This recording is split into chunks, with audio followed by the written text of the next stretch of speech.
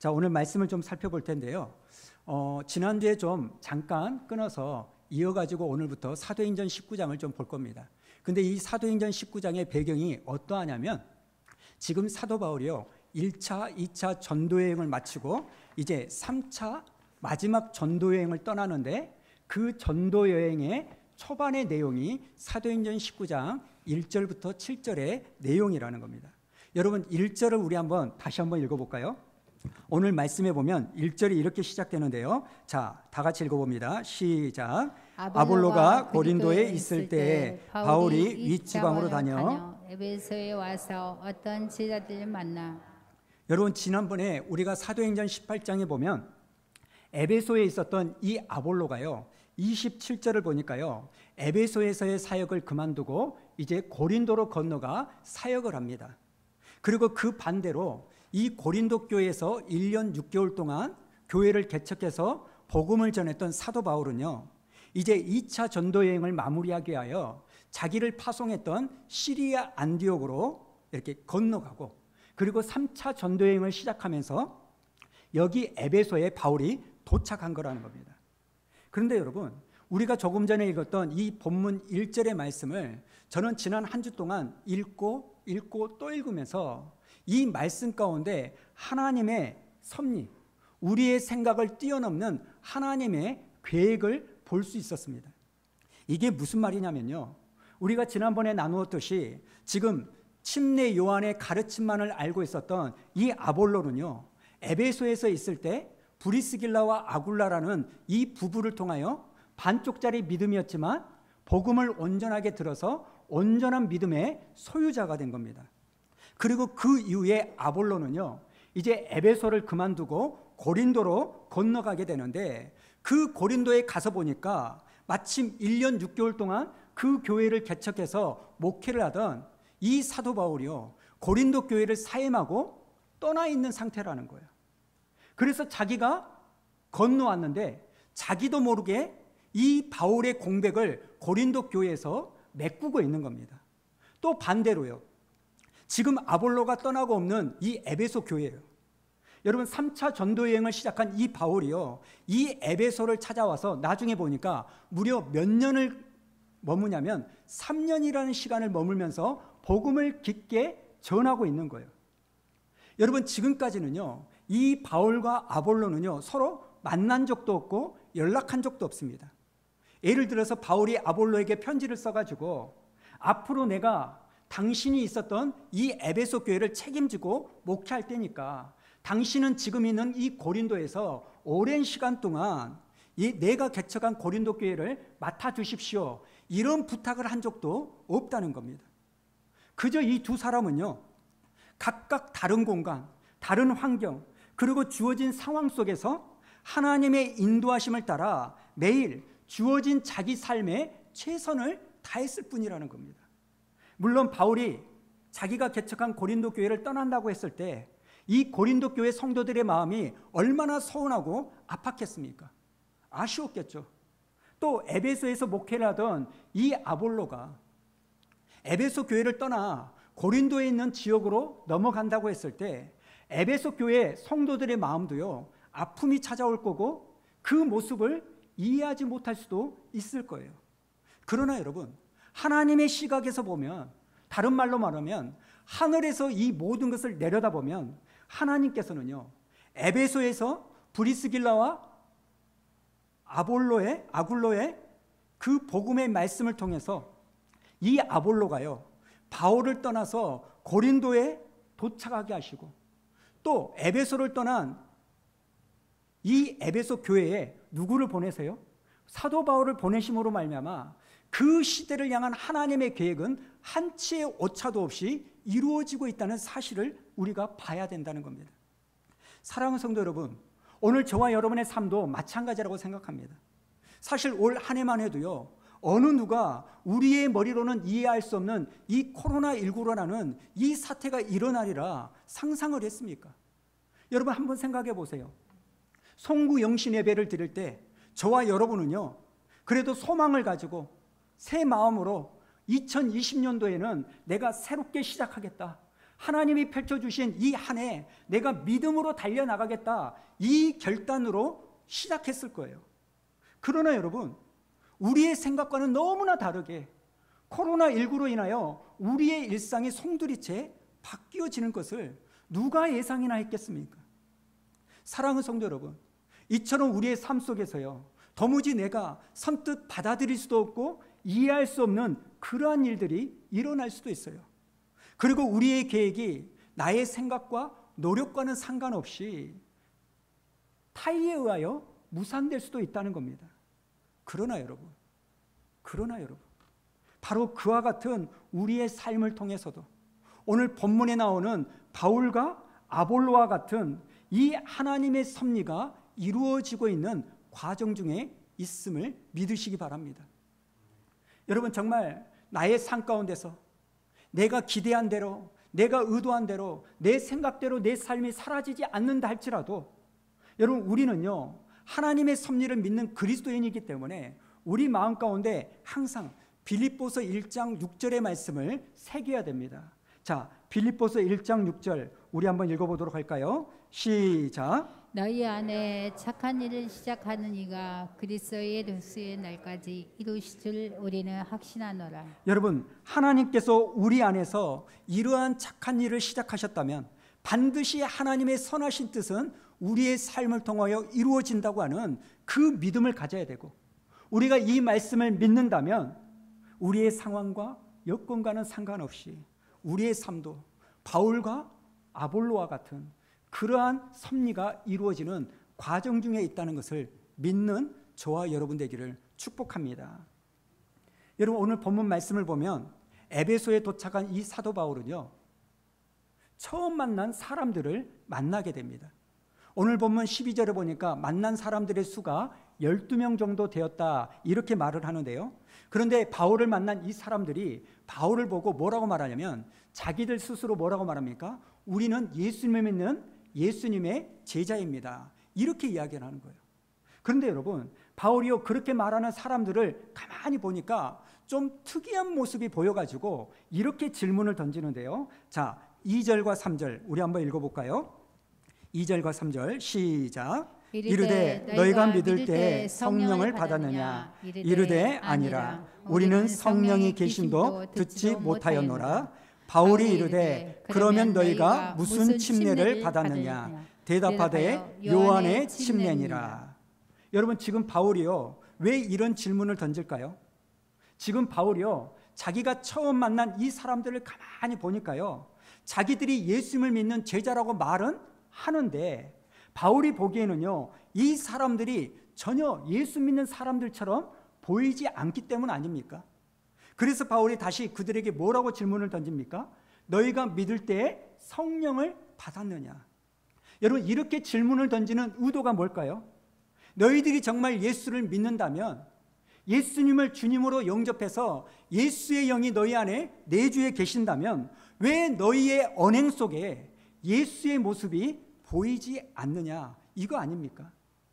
여러분, 바울의 이런 질문에 이 사람들이 뭐라고 말을 하냐면, 자, 2절을 한번 더 보십시오. 이르되 너희가 믿을 때에 성령을 받았느냐? 이렇게 물어보니까 그 다음에 뭐라고 말합니까? 우리 색깔 있는 부분 읽어볼까요? 시작. 이르되 아니라 우리는 성령이 계심도 듣지 못하였노라. 지금 자기들은요, 성령님이 있다는 것을 보지도 듣지도 못했다는 거예요. 그러자 바울이 이 사람들에게 또 물어보죠. 그럼 너희는 무슨 침례를 받았냐? 그렇게 물어봤더니, 아, 우리는 요한의 침례만 받았다, 이렇게 말해요. 여러분, 우리가 앞장에 살펴봤던 것처럼요, 침례 요한의 침례는 어떤 침례입니까? 회개의 침례예요. 그러나 이 침례 요한은요, 정작 예수 그리스도가 우리의 죄를 위하여 죽으시고 부활하셨다는, 그리고 성령님을 우리에게 보내주셨다라는 이 복음이 완성된 이 모습을 보지 못하고 죽어버렸습니다. 그러니까 이 침례 요한의 가르침을 받은 이 사람들도 침례 요한과 마찬가지로 예수님의 십자가의 부활과 고난, 성령에 대해서는 배우지 못한 겁니다. 이런 이야기를 들은 바울이요, 4절부터 보니까 다음과 같은 일들을 하는데요. 자, 4절, 5절, 6절 우리 한번 읽어볼까요? 시작. 바울이 이르되 요한이 회개의 세를 베풀며 백성에게 말하되 내 뒤에 오시는 이를 믿으라 하였으니 이는 곧 예수라 하거늘 그들이 듣고 주 예수의 이름으로 침례를 받으니 바울이 그들에게 안수하매 성령이 그들에게 임하심으로 방언도 하고 애언도 하니. 여러분, 지금 바울이 어떤 일을 합니까? 요한의 침례만 받았다라고 말하는 이 사람들에게 이제는 구주와 주님이신 예수님에 대하여 설명을 해주고요, 예수님의 이름으로 이 사람들에게 침례를 베푼다는 거예요.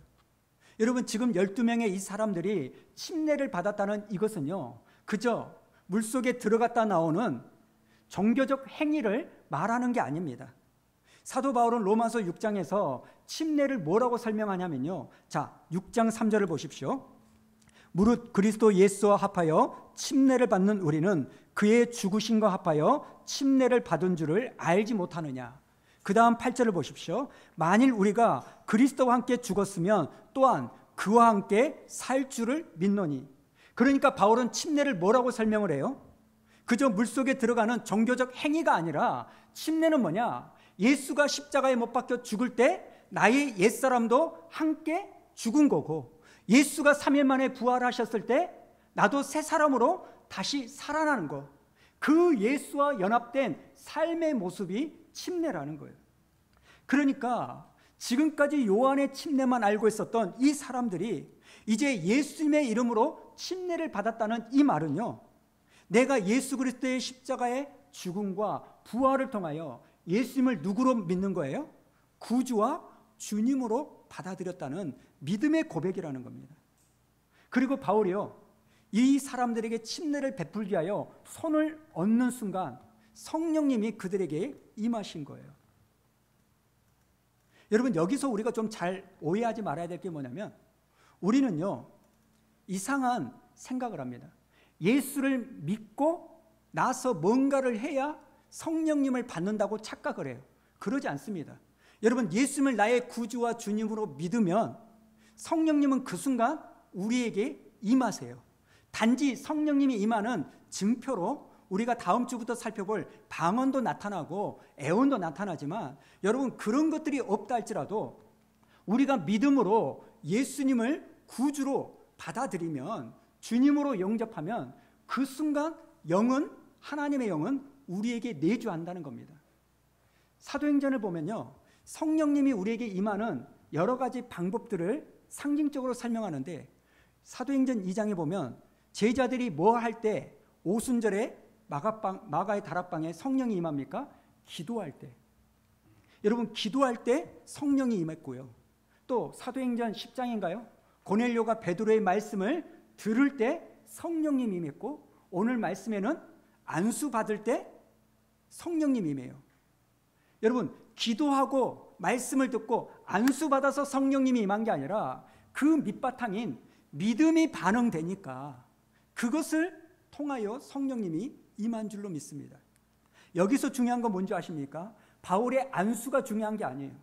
이것은요, 바울의 손 자체가 무슨 대단한 능력이 있는 게 아니라 안수라는 그 신앙 행위를 통하여 하나님의 영이 우리에게 임한 줄로 믿습니다. 그래서 여러분, 우리는 이런 조언을요, 마음속에 새겨야 돼요. 뭔지 아십니까? 손가락을 보지 말고 그 손가락이 가리키는 뭘 봐야 돼요? 달을 봐야 돼요. 그런데 우리의 문제는 뭡니까? 그 손가락이 가리키는 달, 예수 그리스도는 바라보지 못하고 그저 통로로 쓰이고 있는 사람, 목사, 환경, 여건만을 바라보는 우리의 약함이 있는 거예요. 그 목사가 전하고자 하는, 저 사람이 증거하고자 하는 하나님은 보지 못하고요, 그저 사람만 쫓아다니는 우리의 이 모습이 약함이라는 겁니다. 여러분, 여기서 우리가 알 수 있는 게 뭘까요? 고작 요한의 가르침만 알 뿐 십자가의 복음을 알지 못했던 이 사람들에게 하나님께서는요, 먼저 바울을 통하여 찾아와 주셔서 그 12사람에게 구원의 은혜를 베풀어 주신 거예요. 여러분, 여기에 나오는 12사람은요, 자기들이 구원받기 위하여 무슨 특별한 노력을 한 것이 아닙니다. 그저 예수 그리스도를 믿음으로 구원받는 은혜가 그들에게 거저 찾아왔어요. 그래서 구원은 선물입니다. 공짜예요. 하나님이 우리에게 주시는 은혜입니다. 그렇기 때문에 여러분, 오늘 말씀에서 우리는 우리 스스로에게 이런 질문을 좀 던져봐야 돼요. 어떤 질문입니까? 그럼 나도 성령님을 과연 받았는가? 나는 성령님을 받은 사람인가? 이 질문을 던져야 돼요. 여러분은 어떠십니까? 여러분은 하나님의 영을, 성령님을 받은 믿음의 사람이십니까?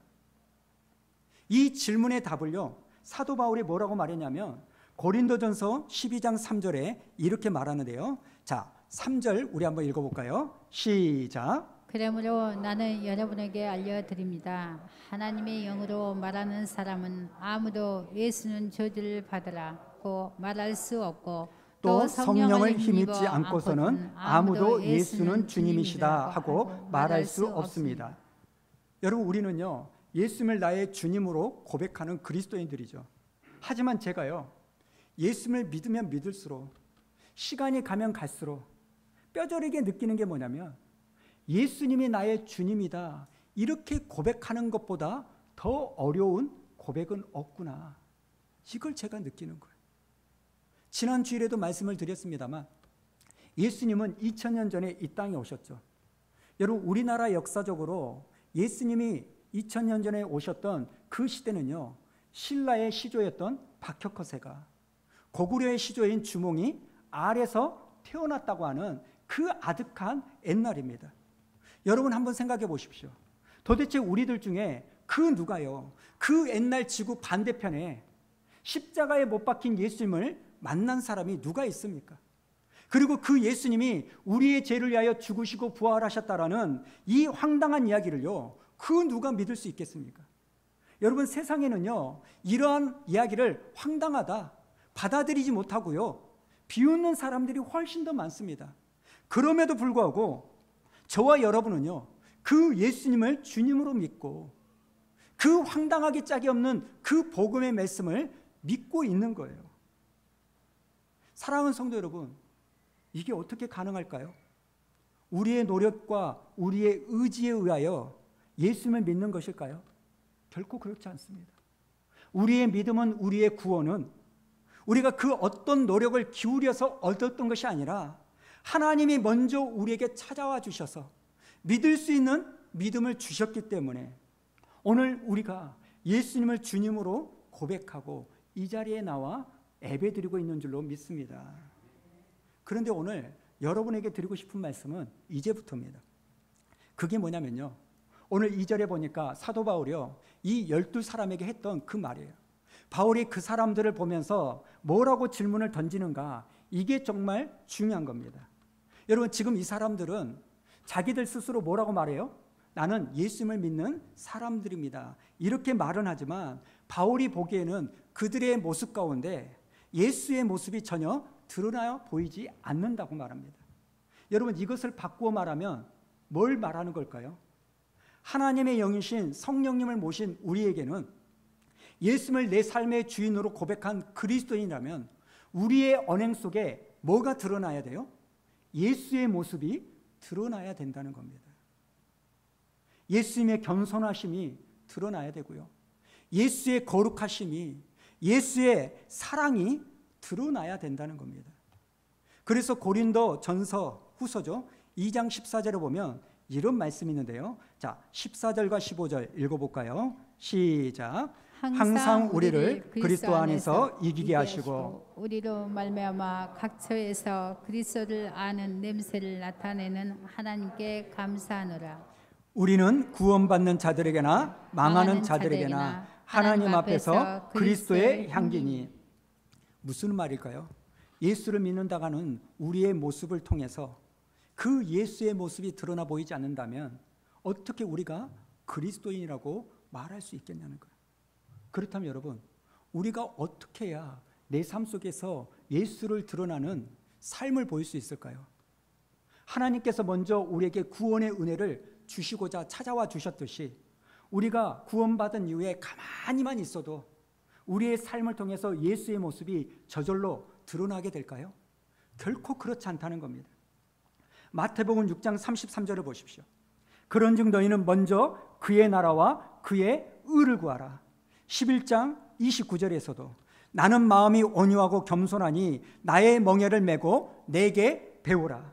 22장 39절 둘째도 그와 같으니 내 이웃을 네 자신같이 사랑하라. 빌립보서 2장 4절 각각 자기 일을 돌아볼 뿐더러 또한 각각 다른 사람들의 일을 돌보아 나의 기쁨을 충만하게 하라. 베드로전서 1장 15절 오직 너희를 부르신 거룩한 이처럼 너희도 모든 행실에 거룩한 자가 되라. 자, 베드로전서 5장 6절 우리 한번 읽어볼까요? 시작. 그러므로 하나님의 능하신 손 아래서 겸손하라. 때가 되면 너희를 높이시리라. 여러분, 저희들이 지금 쭉 읽었던 이 말씀을 살펴보면요, 이 말씀의 동사는요 권면이 아니라 명령형입니다. 그러니까 우리가 가만히 있어도 우리의 삶 속에서 하나님의 나라와 의가 저절로 구해지는 것이 아니라는 거예요. 내가 가만히 있어도 저절로 내가 주님을 본받는 삶을 살 수 있는 것이 아니라는 겁니다. 가만히 있어도 내가 주변 사람들을 예수의 사랑으로 사랑할 수 있는 것이 아니라는 거예요. 가만히 있어도 내 모든 행실 가운데 거룩한 삶, 겸손한 삶을 살 수 있다고 말씀하지 않습니다. 예수님께서는 우리를 향하여 뭐라고 말합니까? 먼저 하나님의 나라와 의를 먼저 구하고 주님을 본받아 배우려고 하고 네 이웃을 내 몸과 같이 사랑해야 되고 겸손하라고 일일이 명령하신 겁니다. 사랑하는 성도 여러분, 오늘 이 말씀을 우리가 오해하면 안 됩니다. 우리가 예수님의 명령을 먼저 지켜야 구원을 받는다, 이 말의 의미가 아닙니다. 여러분, 그것이 구원받는 길이라면 이 세상에서 구원받을 사람은 아무도 없어요.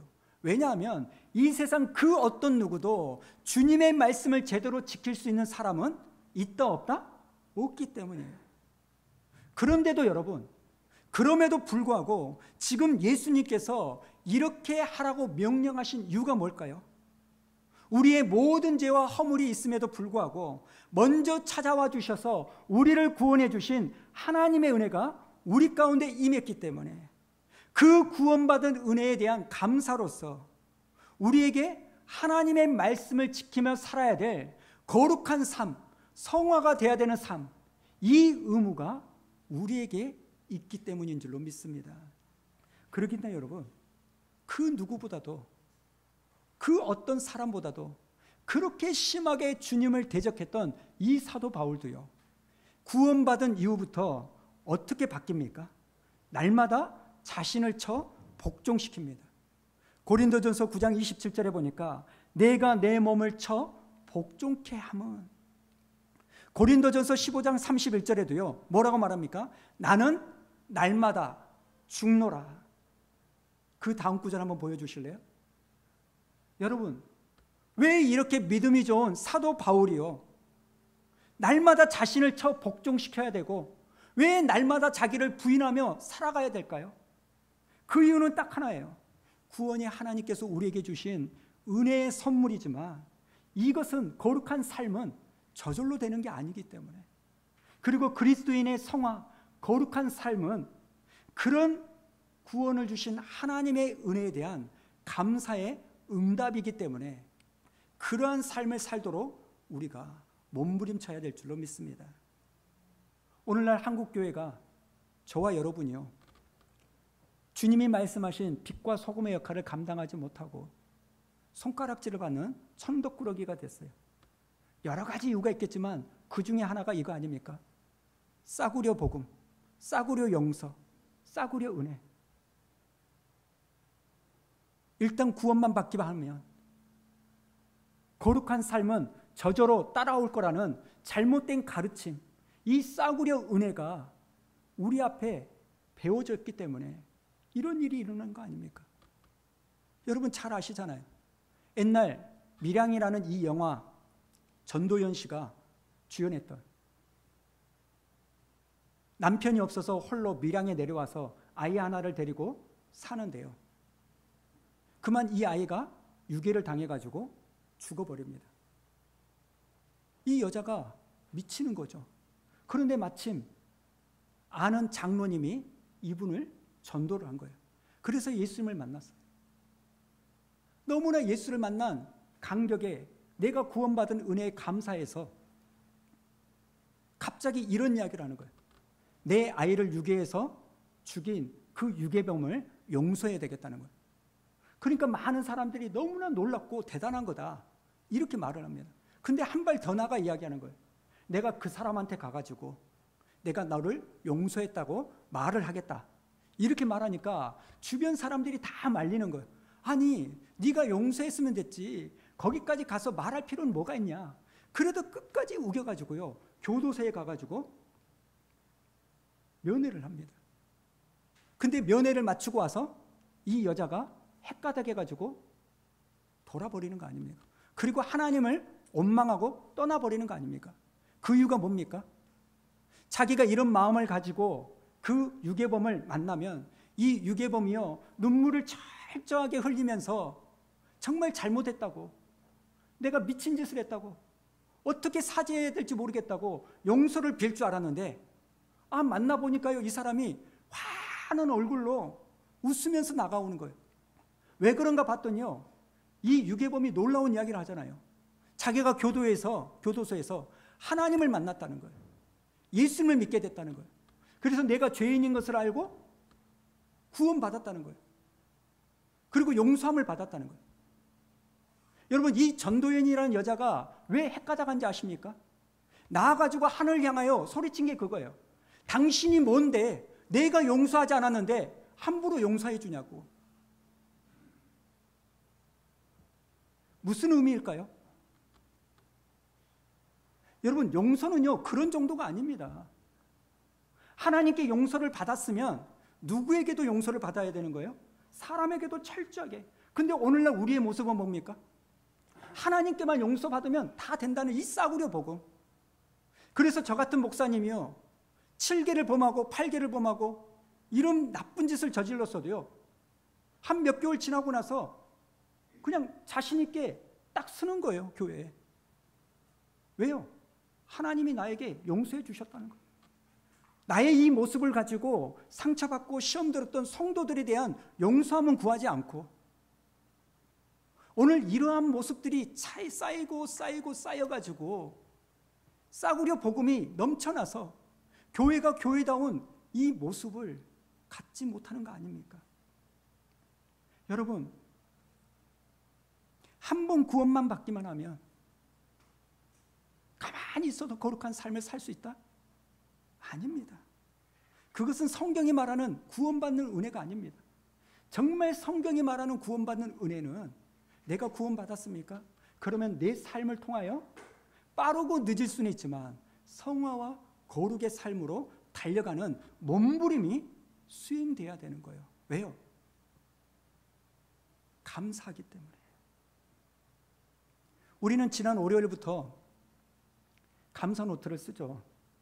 어떤 분들은 지난 7일 동안, 6일 동안 감사 노트를 꾸준하게 쓰시는 분들도 있을 거고, 또 어떤 분들은 쓰다가 작심삼일, 어떤 분들은 아예 안 쓰신 분들이 있어요. 안 쓰신 분들이 있다고 해서 제가 아까 말씀드린 것처럼 나가십시오, 하나님의 말씀에 순종도 안 하고 나가시라고, 수완 우리의 성도 아니라고, 이렇게 말할 수는 없죠. 그러나 여러분, 한번 해보자고요. 저도요, 왜 여러분들에게 자꾸 성경 필사를 해보자, 감사 노트를 해보자, 이렇게 해야 되는지 저도 부담이에요. 안 그래도 여러분 삶 가운데 바쁜데, 할 일이 많은데, 제가 막상 해봐도요, 여러분 쉽지가 않아요. 그런데도 왜 그렇게 해야 될까요? 모르겠어요. 답은 왜 하나님이 저에게 그런 감동을 주시는지. 단지 기도하는 것은 하나입니다.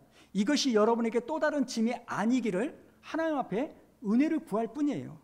그러나 제가 아는 이유는요, 하나님께서 나에게 구원을 주시는 그 은혜에 대해서 감사하면, 그리 아니하실지라도 감사하면, 여러분 아까 제가 말씀드렸던 것처럼 믿음이 없는 것은 아닌데, 문제가 생겼을 때 믿음의 집중력이 없어서 우리가 무너지는 것처럼, 어려운 가운데 있었을 때 감사함으로 하나님께 집중해서 환경을 이겨나갈 수 있는 힘이 생기지 않을까, 그런 생각을 하는 거예요. 저도요, 여러분, 하루에 5개 감사 노트 쓰는 거 결코 쉽지 않습니다. 어제 저녁에도요, 너무너무 피곤해가지고 새벽에 그냥 다음날 일찍 쓸까? 그런데도 이놈의 알람이요, 딱 11시 되면 딱 이렇게 떠요. 감사 노트, 한 줄 다이어리 쓰기. 이게 떠요. 그러면 또 써야지 그래가지고 노트북 열어가지고 이렇게 치다가 뭘 해야 될까? 그러면 별로 없는 것 같아요. 또 그걸 생각하다가 또 감사 노트. 어제는 감사했던 것 중에 가장 큰 것이 지난 2달 동안 이렇게 식사 조절을 좀 한다고 해서 가족들과 함께 밥을 못 먹었는데 마침 아내가 오늘은 좀 맛있는 거 먹자 그래가지고 한 2달 만에 삼겹살을 꼬먹는 거, 그것을 감사합니다. 이렇게 했어요. 여러분, 4명에게 감사 고백을 한 걸 쓴다는 거 정말 쉽지가 않더라고요. 그래서 어쩔 때는요, 제가 2명만 쓰고 끝낼 때도 있어요. 부끄럽지만 그래도 해보자는 거예요. 왜요? 이것을 통하여 하나님이 이루고자 하는 뜻이 있을 것이기 때문에. 사랑하는 성도 여러분, 오늘 우리가 살펴본 이 사도행전 19장 1절부터 7절에 있는 이 말씀이 오늘 이 자리에 계신 여러분에게 주시는 하나님의 말씀이라고 믿는다면 이제 우리 모두가 다 큰 마음을 먹고 우리를 인도하신 하나님의 말씀에 순종하며 그 말씀을 쫓아 사는 은혜가 있기를 축복합니다.